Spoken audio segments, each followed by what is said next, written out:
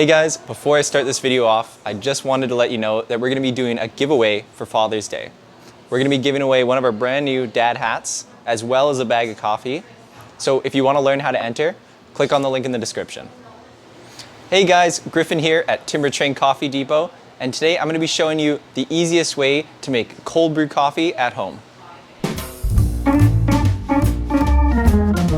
This method is super easy, requires very little work, and it makes a really tasty cold brew that you can have in your fridge for whenever.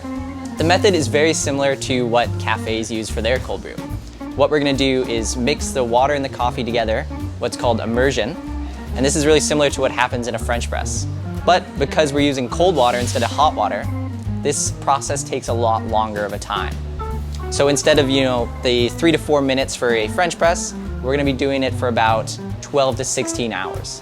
I designed this recipe to work best with either a 1 liter mason jar or a 1 liter French press. Today I'm going to be showing you the French press, but the mason jar is just as easy. It requires so little to do and makes a really great coffee. Let's get started in what you need. This method is exactly the same whether you're going to be doing it in the French press or the mason jar. And you could also scale it to larger sizes of vessels. Say, you could even make up to 30 liters of cold brew at once. What we're doing is we're going to be using 15 grams of water for every 1 gram of coffee. So our recipe today is going to be using 45 grams of coarsely ground coffee, and it's going to be using 650 grams or 650 milliliters of cold water. So to get started, what we're going to do is take our French press, and we're going to dump in our 45 grams of coffee. I'm going to tare my scale, and now we're just going to pour in our 650 grams of water. Perfect. Now we're just going to give it a little stir. Make sure all those coffee grounds get nice and saturated. Now we're just going to put back our lid. And now the easiest part is we're just going to let this steep in the fridge for 12 to 16 hours. I usually like to do this maybe the night before, the evening before, and then you can have some tasty cold brew for breakfast.